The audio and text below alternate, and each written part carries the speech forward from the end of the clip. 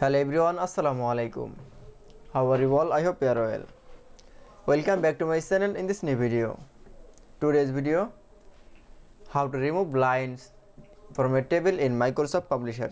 So let's started. At first open your Publisher document. In this video, I will show remove lines from table. Now select from a line.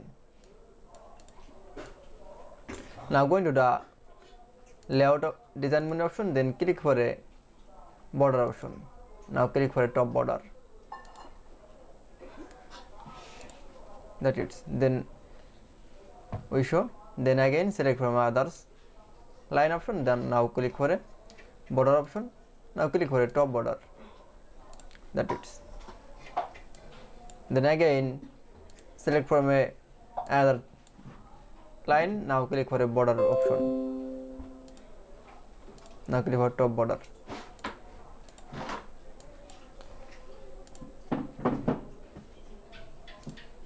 That's it.